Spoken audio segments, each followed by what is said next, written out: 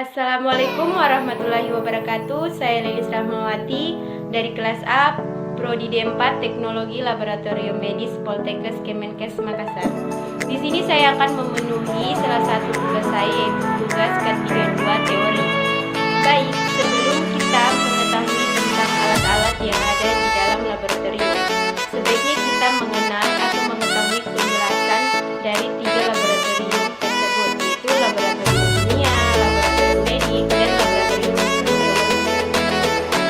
Baiklah, yang pertama laboratorium kimia. Laboratorium kimia adalah tempat riset ilmiah, eksperimen, pengukuran, ataupun pelatihan ilmiah dilakukan. Kedua, laboratorium medik ialah laboratorium di mana berbagai macam tes dilakukan pada spesimen biologis untuk mendapatkan informasi tentang kesehatan pasien.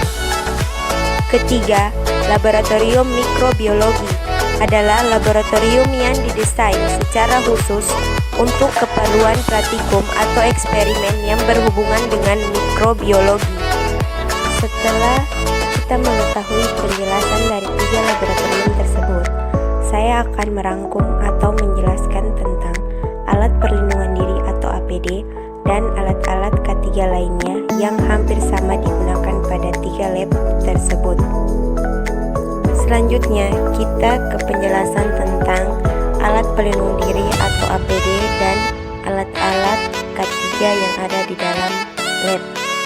Alat perlindungan diri atau APD. Pertama, jas laboratorium.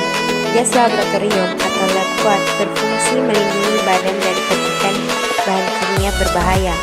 Jenisnya ada 2 jenis, yaitu jas lab sekali pakai dan jas lab berkali-kali pakai.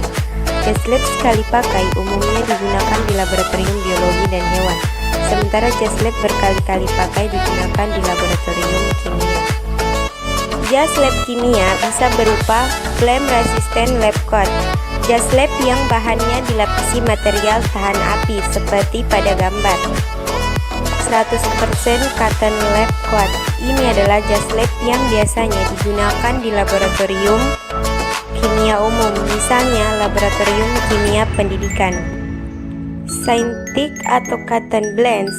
Jas lab ini biasa terbuat dari 100% polyester atau campuran polyester atau cotton. Seperti halnya cotton lab coat, jas lab ini digunakan di laboratorium kimia umum.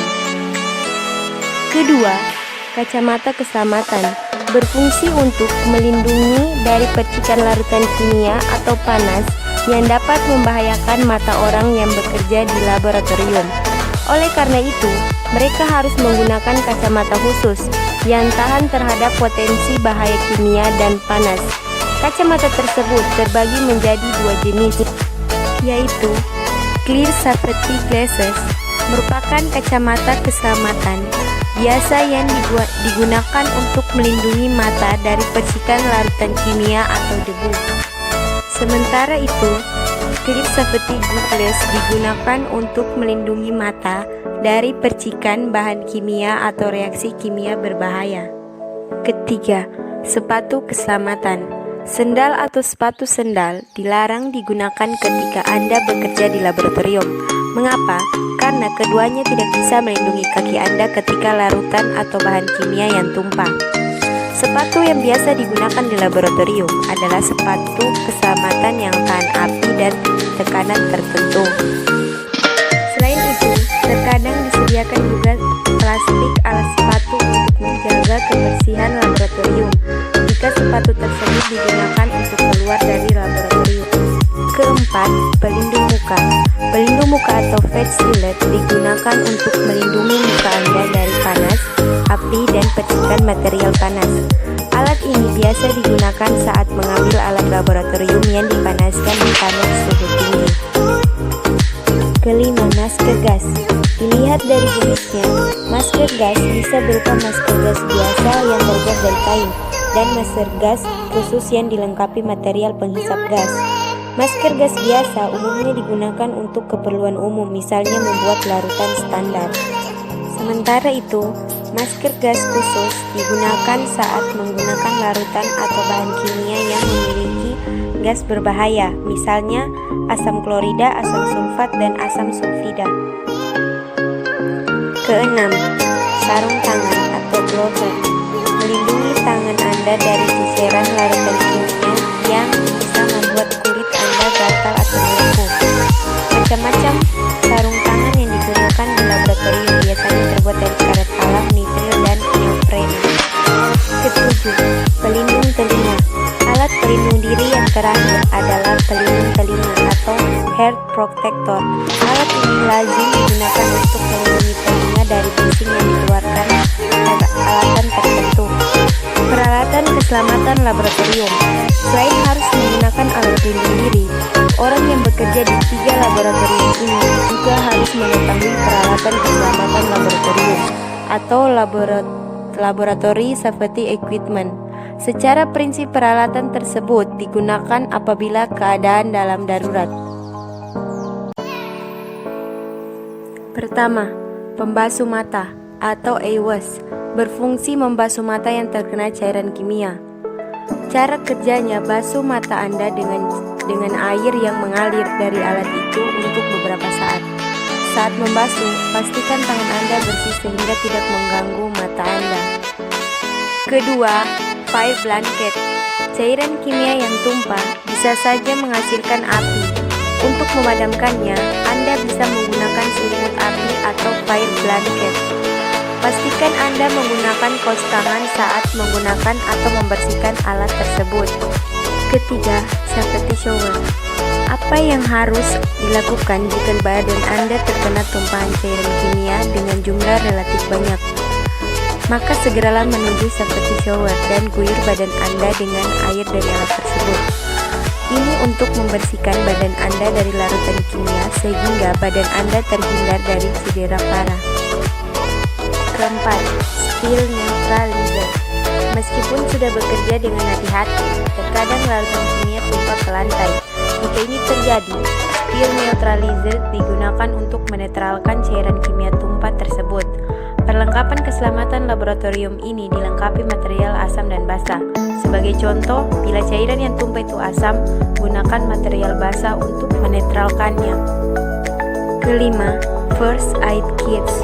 Kotak obat untuk pertolongan pertama atau first aid kits berguna bila terjadi kecelakaan ringan, misalnya tangan tergores oleh suatu benda tajam. Kotak ini biasanya berisi obat luka, gunting, perban, dan alkohol. Keenam, alat pemadam api. Alat pemadam api ringan berguna untuk memadamkan api ringan yang terjadi karena kecelakaan kerja atau sumber lain. Sebagai contoh, Anda sedang menggunakan tanur dan tiba-tiba tanur itu mengeluarkan api. Cepatlah gunakan pemadam api untuk memadamkannya. Dengan demikian, api tidak merembet kemana-mana. Setelah api padam, segera hubungi bagian keamanan atau bagian pemadam kebakaran di perusahaan Anda untuk menginvestigasi lebih lanjut. Ketujuh, pintu keluar darurat. Laboratorium sebaiknya dilengkapi juga dengan pintu keluar untuk mengantisipasi keadaan darurat, misalnya gempa bumi dan kebakaran. Pintu ini khusus untuk digunakan dalam keadaan darurat saja dan tidak boleh digunakan untuk keperluan umum.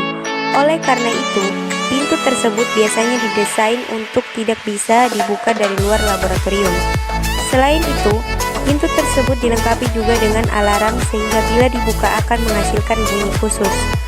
Bunyi ini terintegrasi dengan bagian keamanan sehingga bila semakin sering dibuka, pihak keamanan akan memeriksa keadaan di sekitar pintu tersebut. 8. Ruang asam. Ruang asam atau fume hood digunakan untuk mengambil larutan kimia yang memiliki gas berbahaya. Dalam kurung aseton, asam sulfat, asam klorida, dan sebagainya, atau mereaksikan larutan-larutan tersebut. Ruangan khusus ini dilengkapi dengan penghisap sehingga gas berbahaya yang dikeluarkan larutan kimia akan dihisap dan dinetralkan sebelum dibuang ke lingkungan. Lemari asam ini biasa ditemukan di lab kimia. Kesembilan, wastafel. Wastafel laboratorium adalah tempat untuk mencuci berbagai peralatan yang sudah digunakan untuk melakukan penelitian seperti cawan Petri, gelas ukur, reaksi, labu ukur, dan lain-lain, serta digunakan